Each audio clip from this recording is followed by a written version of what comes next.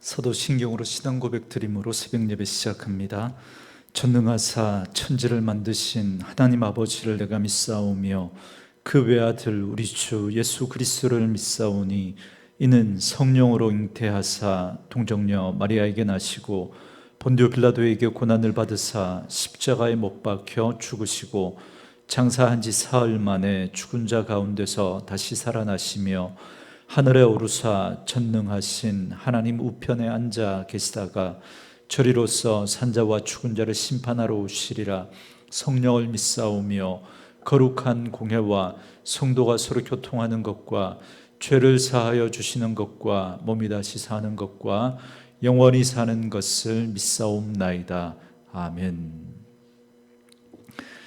이 아침에 우리에게 주시는 하나님의 말씀은 이사야 45장 8절로 17절 말씀까지, 이사야 45장 8절에서 17절 말씀까지입니다. 우리 말씀 찾으셨으면 한 목소리로 같이 읽습니다. 하늘이여 위로부터 공의를 뿌리며 구름이여 의를 부를지어다. 땅이여 열려서 구원을 싹트게 하고 공의도 함께 움돋게 할지어다. 나 여호와가 이 일을 창조하였느니라. 질그릇 조각 중 한 조각 같은 자가 자기를 지으신 이와 더불어 다툴진대 화 있을진저 진흙이 토기장이에게 너는 무엇을 만드느냐, 또는 네가 만든 것이 그는 손이 없다 말할 수 있겠느냐. 아버지에게는 무엇을 낳았소 하고 묻고 어머니에게는 무엇을 낳으려고 해산의 수고를 하였소 하고 묻는 자는 화 있을진저 이스라엘의 거룩하시니 곧 이스라엘을 지으신 여호와께서 이같이 이르시되 너희가 장래일을 내게 물으며 또 내 아들들과 내 손으로 한 일에 관하여 내게 명령하려느냐. 내가 땅을 만들고 그 위에 사람을 창조하였으며 내가 내 손으로 하늘을 펴고 하늘의 모든 군대에게 명령하였노라. 내가 공의로 그를 일으킨지라. 그의 모든 길을 곧게 하리니 그가 나의 성읍을 건축할 것이며 사로잡힌 내 백성을 값이나 갚음이 없이 놓으리라. 만군의 여호와의 말이니라 하셨느니라.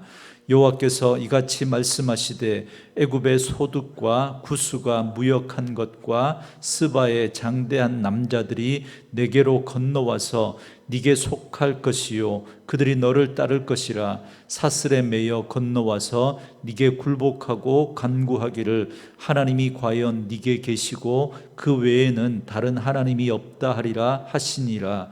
구원자 이스라엘의 하나님이여 진실로 주는 스스로 숨어 계시는 하나님이시니이다.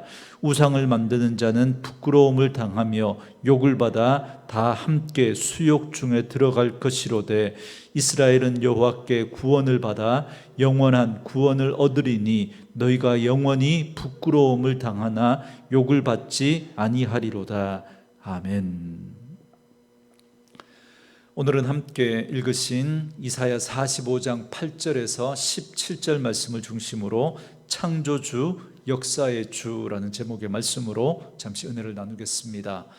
어제 우리가 본 말씀에서 하나님은 고레스에 대해서 그는 내 목자다라고 하셨습니다. 그러니까 하나님은 바벨론을 비롯한 열방을 심판하시고 이스라엘을 바벨론의 포로에서 해방하는 그 일을 위해서 고레스를 사용하시겠다라는 겁니다. 그래서 하나님은 160년 전에 이 말씀을 이사야 선지자를 통해서 말씀하시고 실제로 그 말씀대로 이루어지는 것을 통해서 하나님은 유일하신 창조주이시며 세상의 통치자이시며 이스라엘의 구원자라는 사실을 분명하게 드러내시는 겁니다. 그러므로 하나님은 모든 만물로부터 찬양받으시기에 합당한 분이시라는 걸 우리는 어제 말씀을 통해서 살펴봤습니다. 이제 오늘 말씀은 계속해서 전 우주에 대한 하나님의 주권을 선포하고 있습니다. 8절 말씀에 하늘이여 위로부터 공의를 뿌리며 구름이여 의를 부을지어다. 땅이여 열려서 구원을 싹트게 하고 공의도 함께 움돋게 할지어다. 나 여호와가 이 일을 창조하였느니라 그럽니다. 하나님께서는 고레스를 도구로 사용하셔서 이스라엘을 구원하십니다. 이것은 상상도 할 수 없었던 아주 파격적인 일입니다. 특별히 이스라엘 백성들에게 있어서 이방 민족은 아주 개처럼 취급하고 그렇게 생각했기 때문에 이스라엘 백성들에게는 이건 도무지 상상할 수 없었던 일이죠. 그런데 범죄한 이스라엘을 바벨론에 넘겨주실 때 하나님께서는 이방인인 느부갓네살을 사용하셨고 그를 왕들의 왕으로 높이셔서 이스라엘에 대한 심판을 그를 통해서 행하게 하셨습니다. 그리고 예루살렘 성전에서 하나님은 떠나셨죠. 그런데 이번에는 포로로 잡혀가서 그렇게 살고 있는 이스라엘을 회복시키는 일에 또다시 이방인 고레스를 왕으로 삼으셔서 그를 이스라엘을 구원하시는 그런 도구로 하나님이 사용하십니다. 그래서 8절 말씀은 이 일은 하나님이 이루신 공의로운 일이라는 사실을 분명하게 말씀합니다. 그런데 하나님은 이 공의로운 일을 창조하셨다 그럽니다. 그러니까 고레스를 통해서 범죄한 이스라엘을 구속하는 일은 새일, 다시 말하면 재창조라고 말할 수 있는 겁니다. 우리가 기독교 세계관을 창조, 타락, 구속 이 세 단어로 설명하는데 이 구속이 다른 말로 하면 재창조입니다. 완전히 못 쓰게 된 걸 하나님이 새롭게 다시 창조하신 거거든요. 그러니까 범죄한 이스라엘을 구속하시는 이 일은 재창조입니다. 그리고 하나님은 이 모든 일을 나 여호와가 이 일을 창조하였다 그럽니다. 죄로 말미암아 죽었던 우리를 그리스도 안에서 새로운 피조물로 재창조하신 것처럼 하나님은 범죄한 이스라엘을 하나님은 새롭게 재창조한 것입니다. 그래서 하나님은 자신이 계획하사 자신이 계획하신 그 일을 하나님이 완성시키셨다라는 걸 분명하게 강조하고 있습니다. 그러나 이건 하나의 그림자죠. 범죄한 이스라엘을 노예에서 회복시키고 그를 다시 예루살렘으로 돌려보내는 이 일을 고레스를 통해서 하나님이 하시는데 이건 하나의 상징입니다. 그러나 이 일에 궁극적으로 하나님이 이루시려고 하시는 일은 이스라엘을 포함한 인류의 그 죄의 문제를 하나님은 고레스가 아니라 바로 예수 그리스도를 통해서 구속하시려고 하시는 그 계획을 가지고 계십니다. 그래서 지금 구약의 고레스를 통해서 이스라엘을 회복하시는 이 일은 하나의 상징적인 그림자와 같습니다. 고레스가 행한 일은 구원의 모형이고 구원의 증거입니다. 구속의 완전한 실현은 예수 그리스도를 통해서 그분의 십자가를 통해서 이루어지게 됩니다. 그런데 사실 적지 않은 이스라엘 백성들이 이 하나님의 구원을 바라보지 않고 의심합니다. 이들은 불평을 하는데 앞에서도 언급해 드린 것처럼 왜냐하면 이들은 하나님께서 자기들을 건지시는 자기를 구원하시는 그 일을 이방인을 택해서 사용하신다라고 하는 이 사실이 좀처럼 이렇게 받아들여지지가 않았던 겁니다. 그래서 하나님은 이 모든 것이 전적으로 하나님의 주권에 달린 일이다라는 사실을 말씀하십니다. 그게 9절 말씀인데요. 9절에 질그릇 조각 중 한 조각 같은 자가 자기를 지으신 이와 더불어 다툴진대 화 있을진저 진흙이 토기장이에게 너는 무엇을 만드느냐 또는 네가 만든 것이 그는 손이 없다 말할 수 있겠느냐 그럽니다. 한 줌의 진흙 덩어리였던 질그릇 한 조각이 토기장이에게 나를 왜 손도 안 달린 그렇게 손도 안 달아주면서 그렇게 만들었느냐고 그렇게 항변할 수 없는 것처럼 하나님의 구속 사역은 오직 하나님의 주권에 달렸다라는 겁니다. 이방인을 통해서 구원하는 그 일이 그들에게 마음에 들지 않을지라도 이건 하나님의 주권이라는 거예요. 그래서 여기에 대해서 누가 항의하며 반기를 들 수 있겠느냐는 겁니다. 그리고 또 제 아버지를 원망하고 제 어머니를 탓할 수 없다는 예를 들어서 또 말씀하십니다. 10절에 아버지에게는 무엇을 낳았소 하고 묻고 어머니에게는 무엇을 낳으려고 해산의 수고를 하였소 하고 묻는 자는 화 있을진저 그럽니다. 자녀가 부모에게 왜 날 낳았습니까? 그렇게 말할 수 없잖아요. 아니면 다른 사람이 뭐하러 그런 자식 낳으려고 그렇게 10달을 품고 그렇게 배 아파서 낳았냐고, 그렇게 함부로 말할 수 없다는 겁니다. 그런 자에게는 화가 있을 것이라고 하시면서 그럴 수 없음을 분명히 말씀하고 있습니다. 이건 하나님의 주권이라는 거예요. 여러분, 이건 하나님과 이스라엘의 관계에서도 마찬가지입니다. 11절에 이스라엘의 거룩하시니 곧 이스라엘을 지으신 여호와께서 이같이 이르시되 너희가 장래일을 내게 물으며 또 내 아들들과 내 손으로 한 일에 관하여 내게 명령하려느냐 그럽니다. 이스라엘을 지으신 창조주 하나님께서는 너희가 감히 장래일을 내게 묻느냐 그렇게 말씀합니다. 여러분, 장래의 일을 묻는 게 왜 잘못일까요? 장래의 일을 묻는 게. 여러분, 11절을 공동 번역은 이렇게 번역을 하고 있습니다. 너희가 나를 신문하느냐 이렇게 말합니다. 그러니까 하나님은 앞으로 될 일들을 다 하나님의 계획과 섭리 가운데, 당신의 뜻 가운데 이끌어 가십니다. 그런데 그 일을 일일이 다 인간들에게 알릴 필요가 있을까요? 없을까요? 알릴 필요가 없는 거죠. 왜요? 이건 하나님의 주권이니까. 그런데도 인간들은 하나님 앞에, 하나님에게 그 장래일을 자꾸 묻는다면 그건 하나님을 신문하는 것과 같다는 겁니다. 그래서 하나님을 신문하듯이 하나님께 꼬치꼬치 캐물으면서 하나님 이건 이래서 안 되고요, 저건 저래서 안 되고요, 하나님 이건 이렇게 해야 됩니다. 여러분, 그렇게 할 수 없다는 거예요. 그들은 하나님이 하신 일이 자신들의 생각과 맞지 않는다고 이래라 저래라 간섭하고 명령하려고 듭니다. 여러분, 이게 얼마나 여러분 하나님 앞에서 이거는 우리가 할 수 없는, 감히 할 수 없는 일을 하고 있는 것인지 모릅니다. 이러한 자는 화를 당할 뿐입니다. 12절 말씀대로 하나님은 자신의 주권으로 땅을 만드시고 사람도 창조하시고 하늘을 펴시고 하늘의 모든 군대에게 친히 명령하시는 분이십니다. 이스라엘은 이를 무조건 받아들여야 되는 거예요. 피조물인 우리 인간은 창조주이신 하나님이 하시는 일을 간섭할 수 없습니다. 그렇게 할 수 있는 일은 아무것도 없습니다. 그래서 이렇게 말씀합니다. 13절에 내가 공의로 그를 일으킨지라 그의 모든 길을 곧게 하리니 그가 나의 성읍을 건축할 것이며 사로잡힌 내 백성을 값이나 갚음이 없이 놓으리라 만군의 여호와의 말이니라 하셨느니라 그럽니다. 하나님은 이스라엘의 구원을 위해서 고레스를 세운 것은 공의로 한 일이라는 사실을 분명히 말씀하고 있습니다. 이방인이기 때문에 마음에 들지 않는다고 그걸 거부할 수 없다는 거예요. 그래서 하나님은 그 길을 곧게 하고 평탄케 하실 겁니다. 고레스를 통해서. 그리고 이스라엘 백성들을 그들의 성읍으로 돌아가게 할 것입니다.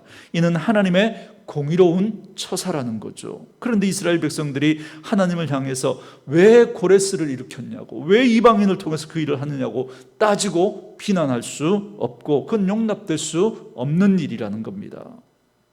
계속해서 14절부터 17절 말씀에서 하나님은 선민 이스라엘의 구원과 영광의 회복을 약속하시고 이스라엘 백성은 하나님의 구원에 대한 믿음을 고백하는 내용입니다. 14절에 여호와께서 이같이 말씀하시되 애굽의 소득과 구수가 무역한 것과 스바의 장대한 남자들이 니게로 건너와서 니게 속할 것이요 그들이 너를 따를 것이라 사슬에 매여 건너와서 니게 굴복하고 간구하기를 하나님이 과연 니게 계시고 그 외에는 다른 하나님이 없다 하리라 하시니라 그럽니다. 이게 무슨 말이냐면 이방인들이 나와서 이스라엘에게 속하게 될 거라는 겁니다. 그러니까 애굽과 구스와 스바의 장대한 남자들이 자신들의 소득을 가지고 와서 이스라엘에게 와서 선민에게 편입되는 그런 놀라운 일이 일어나게 될 거라는 겁니다. 이 일을 위해서 이방인의 왕 고레스를 불러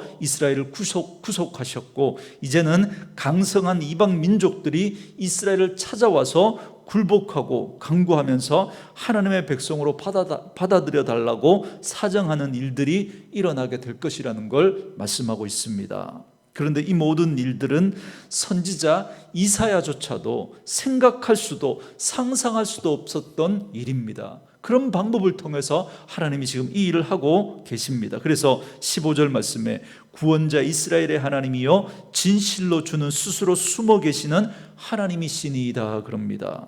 하나님께서 하시는 놀라운 구원의 섭리를 도무지 알 수 없기 때문에 이 선지자는 하나님을 뭐라고 표현하냐면 숨어 계시는, 스스로 숨어 계시는 하나님이라고 그렇게 고백을 하고 있는 겁니다.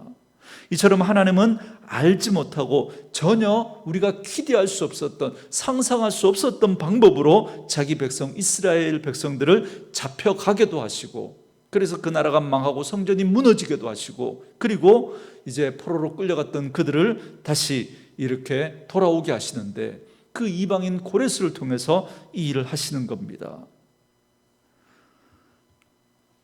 선지자 이사야조차도 이 일을 도무지 상상조차 할 수 없었다는 거예요. 도무지 알 수가 없었던 그런 방법으로 이 일을 행하신다는 겁니다. 그래서 결론적으로 16절, 17절에서는 우상 숭배자들은 수치를 당할 것이지만 이스라엘은 해방될 것이고 다시 부끄러움을 당하지 않을 것임을 말씀합니다. 여러분, 오늘 말씀은 하나님은 홀로 세상을 창조하시고 다스리는 분이심을 말씀합니다. 하나님만이 역사를 주관하시며 세상 만물을 다스리십니다. 그래서 그분은 이방의 왕 고레스조차도 하나님이 쓰시고자 하시면 쓰실 수 있다는 겁니다. 그러므로 우리는 범사에 하나님의 주권을 인정하고 겸손히 하나님과 동행하는 삶이 되어야 합니다. 때로 우리 눈에 보이지 않는다고, 우리는 우리 이성으로 이해되지 않는다고 하나님이 안 계신 게 아니라 우리의 지각으로는 그분을 온전히 알 수 없기 때문이라는 사실을 우리가 인정해야 합니다. 그래서 하나님은 스스로 숨어 계시는 하나님이십니다. 하나님이 일부러 숨어 계신 게 아니라 우리의 지각으로는 하나님을 다 알 수 없기 때문에 하나님은 숨어 계시는 하나님이신 겁니다. 그런데 우상을 만드는 자는 숨어 계시는 그 하나님을 보이는 하나님으로 만들어 놓고 내가 원하는 것을 내가 원하는 대로 내가 원하는 때에 들어주어야 한다고 그렇게 생각합니다. 여러분, 우리는 하나님을 다 알 수 없습니다. 그런데 우리가 다 알 수 없는 그 하나님을 우리의 어떤 틀 안에 가두어 놓고 하나님은 이런 분이야. 여러분, 우리 기독교를 너무 단순화시키고 여러분, 그렇게 하는 게 굉장히 잘못입니다. 우리가 모르는 부분, 그는 모르는 걸 인정해야 돼요. 그건 하나님의 주권의 영역이면 그것을 인정해야 됩니다. 그런데 모든 것을 내 생각의 틀 안에, 내 구조의 틀 안에, 어떤 내가 기대하고 예상하는 그 틀 안에 하나님을 갖다 놓고 하나님은 이런 하나님이 되어야 한다라고 여러분 그렇게 주장하는 그것이 바로 우상입니다. 숨어 계시는 하나님을 보이는 하나님으로 만드는 거예요. 어제도 말씀을 드렸지만 오늘날 우리 중에 깎아 만든 그 우상에게 절하고 거기에 복을 비는 사람은 아무도 없을 겁니다. 그러나 여러분 다시 한번 생각해 보십시오. 여러분, 우상이 뭡니까? 숨어 계시는 그 하나님을 보이는 하나님으로 내 이해의 수준으로 내 틀 안에 가두어 놓고 하나님은 이런 하나님이야. 그래서 내가 원하고 내가 바라고 내가 소원하는 것을 들어주시는 그런 하나님으로만 생각한다면 여러분, 그건 우상입니다. 하나님의 뜻, 하나님의 섭리, 하나님이 어떤 분이신지 그런 건 관심조차 없고 하나님의 주권은 인정하지 않고 오로지 내가 주인 되어서 내가 원하는 것을 위해 하나님이 마치 존재하는 것처럼 그런 하나님을 만들어 놓고 그 하나님을 섬기고 그 하나님에게 복을 주어야 하는, 여러분, 그런 것만 생각한다면 여러분, 그건 하나님이라고 하는 우상을 우리가 섬기고 있는 것입니다. 여러분, 예전에 우리가 월드컵 4강에 들어갔던 그 꿈 같은 그때가 있었죠. 누구도 상상하지 못했던 일입니다. 그러면서 우리가 월드컵 4강에 들어가면서 그때 유행했던 문구 중에 하나가 꿈은 이루어진다라는 거였습니다. 여러분, 정말 꿈은 이루어질까요? 꿈은, 여러분, 정말 꿈은 이루어질까요? 여러분, 그렇지 않습니다. 세상은 오직 하나님께서 말씀하신 그 일이 그 말씀대로 이루어질 뿐입니다. 내가 꿈이라고 말하는 나의 욕심, 나의 야망이 이루어지는 것이 아닙니다. 나의 탐욕으로 이글거리는 그 간절함을 따라 내가 원하는 그걸 이루어주시는 하나님이 아닙니다. 나의 소욕을 따라 나의 야망을 향한 그 다름질을 격려하시고 박수치시면서 그 열심에 대한 보상으로 나의 꿈을 이루어 주시는 그런 하나님으로 여러분 하나님을 생각하신다면 여러분 하나님을 너무 오해하고 있는 겁니다. 여러분 만약에 우리가 꿈꾸는 것이 이루어진 것이 있다면 여러분 그건 내가 원하기 전에 이미 나를 주님의 뜻 안에서 사용하시려고 하나님이 계획하시고 허락하신 것이 이루어진 것입니다. 그런데 때로 우리 주변에 꿈이라고 그렇게 말한 것이 그렇게 성취되는 것을 볼 때가 있습니다.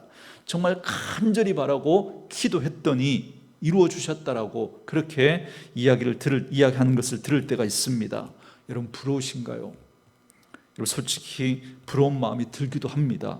그러나 여러분 단순히 간절히 바랬더니 이루어졌다, 여러분 그렇게만 생각하지 마시고 그걸 허용하시는 하나님의 뜻을 여러분 한번 살펴보셔야 합니다. 만약에 우리가 간절히 원한다고 다 이루어졌다면 여러분 꿈이 안 이루어질 사람이 어디 있겠습니까? 다 이루어지지 다. 가끔 그렇게 간절히 원했는데 그게 이루어지는 그런 경우들이 있을 수 있습니다. 여러분 꿈을 이루고 난 뒤에 얼마 지나지 않아서 찾아오는 그 허망을 한번 여러분 주목해 보시기 바랍니다. 또 다른 꿈 앞에서 마치 물거품처럼 사라지는 허망입니다. 우리가 그렇게 꿈꿨던 것들이 이것만 있으면 정말 모든 것이 다 될 것 같고 정말 행복할 것 같고 그랬던 것들인데 막상 이루고 나니까 그 기쁨이 얼마 가지 않습니다.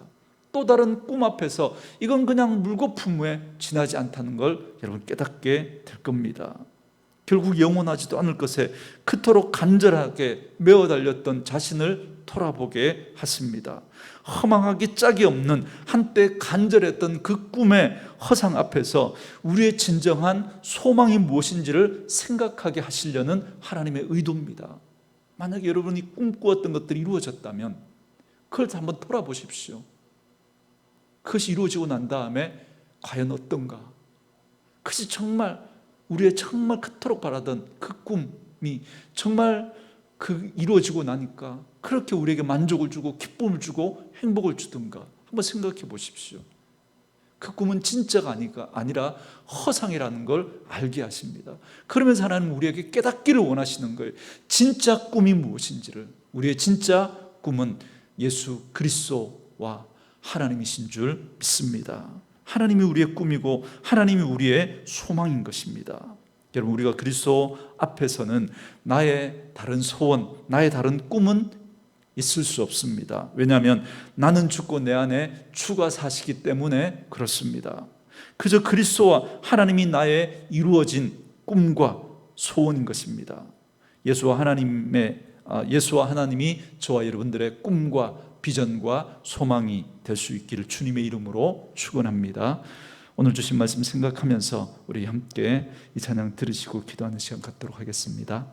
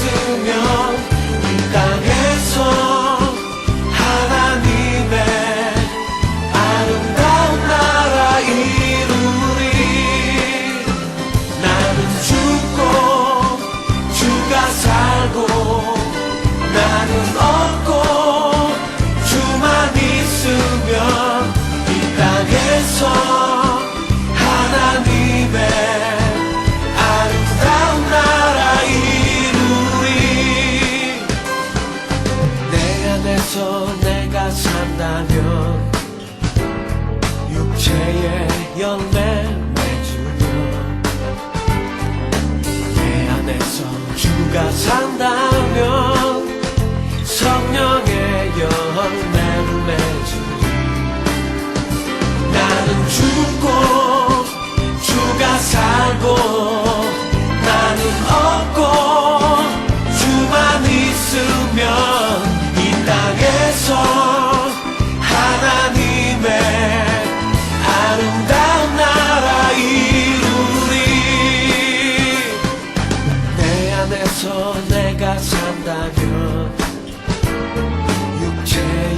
열매 맺으며 내 안에서 주가 산다면 성령의 열매 맺으리. 나는 죽고 주가 살고 나는 없고 주만 있으면 이 땅에서 하나님의 아름다운 나라 이루리.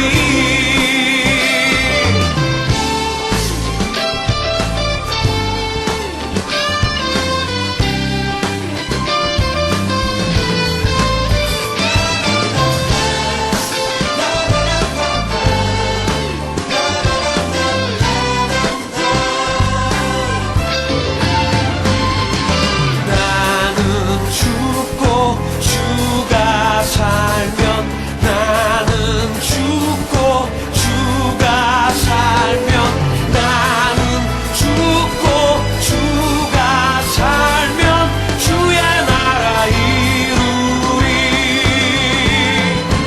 나는 죽고 주가 살면 나는 죽고 주가 살면 나는 죽고 주가 살면 주의 나라 이루리.